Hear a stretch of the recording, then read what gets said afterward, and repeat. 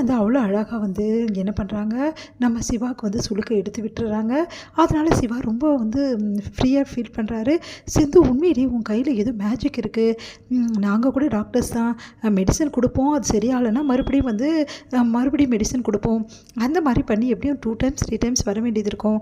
அதுக்கப்புறம் தான் சரி பண்ணுவோம். ஆனால் நீ ஒரு நிமிஷத்துலேயே வந்து கையை வச்சோடனே சரி பண்ணிட்டு எப்படி சிந்து அப்படின்னோடனே, இது என் அப்பா எனக்காக சொல்லி கொடுத்ததுங்க. உண்மையிலேயே உனக்கு பிடிச்சிருக்குல்ல அப்படின்னோடனே, எனக்கு ரொம்ப பிடிச்சிருக்கு. இப்போ எனக்கு பிரச்சனையே கிடையாது. நல்லா வந்து ரிலீஃப் ஆகிடுச்சு பாரு எப்படி திருப்புறேன்னொன்னே, சூப்பர் சிந்து, உண்மையிலேயே கையில் ஒரு தொழில் வச்சுருக்கேன் அப்படின்னோடனே சிரிக்கிறாங்க சிந்து. இங்கே வந்து தேங்க்ஸ் சிந்து அப்படின்னு சொல்லிட்டு போகிறாரு. ரொம்ப சந்தோஷமாக வந்து நம்ம சிவா இதை பார்த்துட்டு வயிறாக எரியுது, செம்ம காண்டாகிறாங்க. இது எல்லாத்தையுமே பார்த்துட்டு மகா வந்து, ஏய் சிந்து, உனக்கு அவ்வளோ திமிராடி, என் புள்ள மேலேயே கை வச்சு நீ அந்தளவு சுளுக்கு எடுத்து விட்றியா, அந்தளவு ஆகிடுச்சா உனக்கு அப்படின்னோடனே, இங்கே பாருங்கள், உங்கள் புள்ள விரும்பினாரு, நான் எடுத்து விட்டேன், அவ்வளோதான். அது என்னன்னாலும் உங்கள் பிள்ளைக்கிட்ட கேட்டுங்க அப்படி சொல்லிட்டு போகிறாங்க. அதுக்கிட்ட மகா செமையாக டென்ஷன் ஆகிறாங்க. இங்கே ஃபோன் பண்ணி என்ன பண்ணுறாங்க, புலம்புறாங்க ஸ்னேகா கிட்ட. ஸ்னேகா, இதெல்லாம் கொஞ்சம் கூட சரியில்லை. இப்போ சிவா ஆளே கொஞ்சம் கூட மாறிட்டே வரான். சிவா முன்னெல்லாம் வந்து சிந்துவை பார்த்தா இப்படி எரிஞ்சு விழுவான். இப்போல்லாம் அப்படி கிடையவே கிடையாது. சிந்து கிட்ட சுளுக்கு எடுத்துக்கிறான், சிந்து செய்கிறதெல்லாம் வந்து சாப்பிட்றான். எல்லாமே வந்து சிந்து பண்ணுறது எல்லாமே வந்து அவன் அக்செப்ட் பண்ணிக்கிறான். இதெல்லாம் எனக்கு சுத்தமாக பிடிக்கலம்மா. சிவா மாறுறது கொஞ்சம் கூட சரியில்லை. நீ என்னம்மா பண்ணிகிட்ருக்க? சிவாவோட மனசை நீ தானே வந்து கைக்குள்ளே வச்சுக்கணும். சிவாவை விட்டா அவள் பிடிச்சிட்டு போயிடுவா. அப்புறம் அவள் முந்தாண்டில் முடிஞ்சிட்டாள்னா அப்புறம் உனக்கு கிடைக்காம போயிடுவான் அப்படின்னு. என் பிள்ளை எக்காரனை கொண்டு அந்த சிந்துக்கு கிடைக்கக்கூடாதுமா அப்படின்றாங்க. ஆண்டி விடுங்க ஆண்டி, நான் பார்த்துக்கிறேன் அப்படின்னு சொல்லிட்டு யோசிக்கிறாங்க. இதை விடவே கூடாது.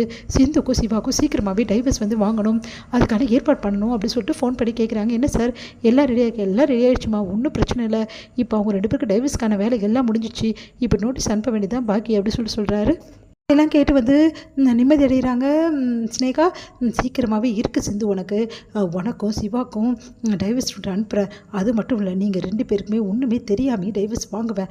நீங்கள் 2 பேரும் பிரிஞ்சே ஆகணும். முக்கியமாக சிவா கிட்டேருந்து உன்னை பிரிக்காமல் நான் விடவே மாட்டேன். சிவா எனக்கு தான், எனக்கான பொருளை நீ எப்படி எடுத்துக்க முடியும்? அதை நான் விடுவேனா? சிவா எப்போவுமே எனக்கு மட்டும்தான் அப்படி சொல்லிட்டு யோசிக்கிறாங்க ஸ்னேகா. இங்கே வந்து பைரவியும் நம்ம ஆறுமுகம் ஒன்றா வந்து சந்தோஷமாக வந்து பேசிகிட்டே இறங்குறத பார்த்துட்டு தாங்கவே முடியல, அவ்வளோ சந்தோஷப்படுறாங்க. நம்ம வந்து அன்னபூர்ணி ஓடி வந்து, எப்படிமா இருக்கீங்க, 2 பேரும் நல்லபடி அட்டன் பண்ணிங்களா, நல்லா இருந்ததா அப்படி சொல்லிட்டு எல்லாம் கேட்குறாங்க. ரொம்ப நல்லா இருந்ததுமா, ஒன்றும் பிரச்சனை இல்லை அப்படி சொல்லிட்டு ஆறுமுகம் சொல்லிட்டு இருக்காரு. ஆறுமுகம், இப்போ பரவாயில்லையா, பைரவி வந்து உன்னை நல்லா பார்த்துக்கினாலா? ரொம்ப பரவாயில்லம்மா, நான் நினச்சி கூட பார்க்கல இந்தளவு பைரவி என்னை பார்த்துப்பான்னு சொல்லிட்டு. அந்தளவு பார்த்துக்கிட்டா இருக்கும்போதே வந்து சந்தோஷம் தாங்க முடியல மகாக்கு. நிஜமாவாடா சொல்கிறேன், நிஜமாக தாம்மா சொல்கிறேன், எனக்கு உண்மையிலே பைரவி கிடைக்க கொடுத்து வச்சுருக்கணும் தாம்மா அப்படி சொல்லிட்டு போகிறாங்க.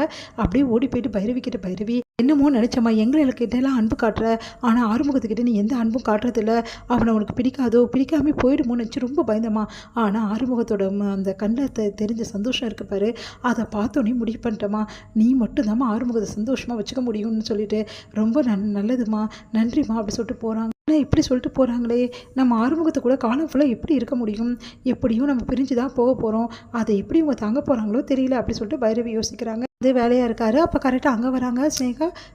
என்ன சிவா, உனக்கு பிடிச்சிருக்கு போல் இருக்கு, என்ன பிடிச்சிருக்கு அப்படின்றாங்க. இல்லை சுளுக்கு பிடிச்சிருந்து போல் இருக்கு, உனக்கு எப்படி தெரியும், என் அம்மா சொன்னாங்களா அப்படின்னு. ஆமாம் ஆண்டி தான் சொன்னாங்க, சுளுக்கை வந்து அவள் எடுத்து விட்டா போல் இருக்கு, அந்தளவு ஆயிடுச்சா அப்படின்னு கேட்குறாங்க. இதெல்லாம் உனக்கு தேவையில்லாத விஷயம், உன் வேலை என்னமோ அதை மட்டும் பாரு அப்படின்னு ஒன்று அதிர்ச்சி அடைகிறாங்க. என்ன சிவா, என்னையே இப்படி பேசுகிற, பின்ன ஒன்றை பேசாமல் நான் ஏற்கனவே சொன்னது தான், இதுக்கப்புறம் உன்னை நான் மன்னிப்பேன்னு நினைக்கிறேன், மன்னிக்க மாட்டேன் அப்படின்னு ஒன்று அதிர்ச்சி அடைகிறாங்க.